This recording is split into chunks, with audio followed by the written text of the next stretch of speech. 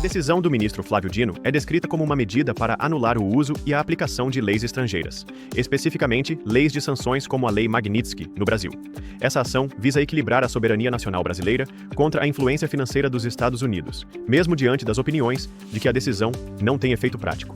Inicialmente, aliados do presidente Donald Trump e análises da CNN argumentaram que a decisão de Dino não teria valor, pois ignoraria o poder financeiro dos Estados Unidos, especialmente o dólar como principal moeda do comércio global, tornando as sanções americanas quase impossíveis de contornar. Para as empresas, multas e a perda de acesso ao sistema financeiro norte-americano seriam consequências mais graves do que as sanções locais por descumprir uma lei de bloqueio brasileira. Isso alerta para o risco de isolamento econômico do Brasil. No entanto, essa visão não considera elementos cruciais que permitem ao Brasil exercer sua soberania. O Brasil possui bancos 100% estatais, como a Caixa Econômica Federal, que não tem contato com o sistema financeiro dos Estados Unidos e cujas operações são 100% internas aqui no Brasil. Isso significa que tais bancos podem seguir totalmente seu caminho, sancionados pelos Estados Unidos, sem que isso faça diferença nenhuma para suas operações. Um exemplo da Rússia é citado para ilustrar como os países podem contornar as sanções. Mesmo após sanções, cartões Visa e Mastercard emitidos antes das sanções continuaram funcionando, mas passaram a ser geridos por uma empresa nacional russa, sem a necessidade de trocar os cartões físicos. Isso indica uma capacidade de manter a infraestrutura de pagamentos nacionalmente, mesmo sob sanções internacionais. A decisão de Flávio Dino abre a possibilidade de impor multas significativas a bancos que optarem por cumprir ordens dos Estados Unidos, em detrimento das leis brasileiras. Se um banco como o Itaú fechar a conta de ministros do STF em obediência às sanções americanas, Flávio Dino pode aplicar uma multa diária, que pode começar em R$10 mil e ser aumentada para R$50 mil ou R$100 mil por dia de descumprimento. Uma multa de R$50 mil por dia pode gerar 18 milhões por ano. Crucialmente, o Banco Central do Brasil tem o poder de executar essas multas diretamente, realizando um bas-sem-jud na conta do banco para arrancar esse dinheiro de lá e depositar onde o ministro quiser, inclusive em dinheiro vivo. Em suma, a decisão de Flávio Dino reverte o cenário de desvantagem inicialmente percebido, dando aos ministros do STF várias opções e colocando os bancos em uma posição onde as consequências de desrespeitar a lei brasileira se tornam financeiramente tangíveis e executáveis internamente, mesmo diante da pressão de sanções estrangeiras. Podemos considerar que isso pode ter sido uma grande jogada. O juridiquês da semana, chamando o Alexandre de Moraes de tóxico. E que nenhum tribunal estrangeiro pode anular as decisões dos Estados Unidos. Tudo isso no mesmo dia em que Moraes deu uma entrevista ao jornal The Washington Post.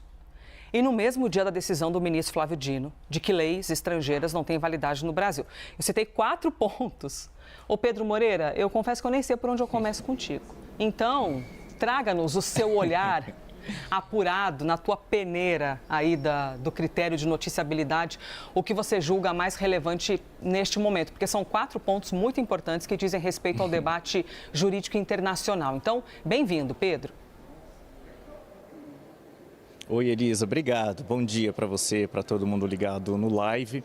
Elisa, tóxico aí no sentido de que ele pode se tornar radioativo, né, digamos assim, para quem se envolver com ele, né?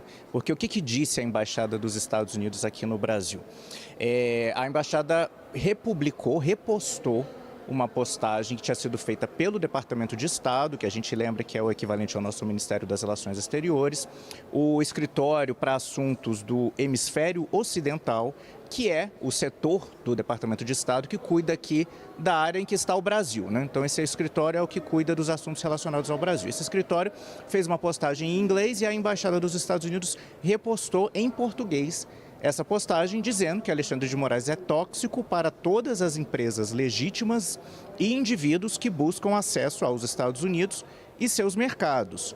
E emenda, né? Nenhum tribunal estrangeiro pode anular as sanções impostas pelos Estados Unidos ou proteger alguém das severas consequências de descumprir essas sanções. E aí a postagem continua dizendo que cidadãos e empresas, né, entidades dos Estados Unidos não podem fazer negócios com o ministro Alexandre de Moraes e que pessoas fora dos Estados Unidos, né, têm que tomar muita cautela, porque se oferecer apoio material a violadores de direitos humanos, também pode ser alvo de sanções. Essa postagem vem no dia em que o ministro Flávio Dino, do Supremo, em uma ação na Justiça que chegou até o Supremo, fez essa determinação de que medidas judiciais do exterior só podem ter validade aqui no Brasil se forem homologadas pelo Supremo Tribunal Federal ou se seguirem tudo que prevê acordos internacionais, tratados internacionais dos quais o Brasil faz parte. Flávio Dino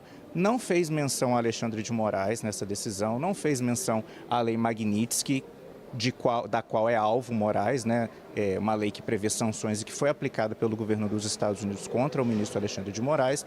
Flávio Dino atuava numa ação movida pelo Instituto Brasileiro de Mineração, que é uma entidade que representa mineradoras, representa o setor privado, que reclamava de ações que vinham sendo movidas por prefeituras no exterior referentes a mineradoras aqui no Brasil, especificamente contra a mineradora Samarco, por causa do rompimento daquela barragem de Mariana. E aí o ministro falou que se tiver uma decisão na Justiça Estrangeira, que ela precisa ser homologada pelo Supremo Tribunal Federal. E aí, sem citar Moraes, o ministro Flávio Dino diz que o Brasil tem sido alvo de diversas sanções e ameaças e que essa decisão dele se mostrou necessária diante da imposição de força de algumas nações sobre outras. Então temos essa decisão de Flávio Dino com relação, se infere que ela se referiria, por exemplo, à Lei Magnitsky, que se empresas aqui no Brasil, que atuam aqui no Brasil, não poderiam seguir essa determinação dos Estados Unidos se não tiver o aval do Supremo, por exemplo, um banco com o qual Alexandre de Moraes, a gente traduzindo, isso o Dino não disse, a gente que está tentando traduzir aqui, se um banco aqui que atua no Brasil quiser implementar sanções contra Moraes, teria que ter autorização do Supremo para fazer isso. E isso tudo, Elisa, como você falou, veio no mesmo dia que o ministro Moraes deu uma entrevista ao jornal The Washington Post. O ministro, que não costuma dar entrevistas, ele faz muitas declarações públicas, na reabertura dos trabalhos do Judiciário, fez um discurso muito duro, muito enfático, dizendo que iria ignorar as sanções que sofreu dos Estados Unidos, mas entrevista a gente não vê ele dar muito. E aí ele escolhe esse jornal americano para dar essa entrevista e defender a atuação dele, Elisa, no caso que envolve o ex-presidente Jair Bolsonaro no Supremo Tribunal Federal, dizendo que o processo corre com toda a legalidade, que culpados serão responsabilizados e quem for inocente vai ser absolvido seguindo todo o rito processual da legislação brasileira. Elisa.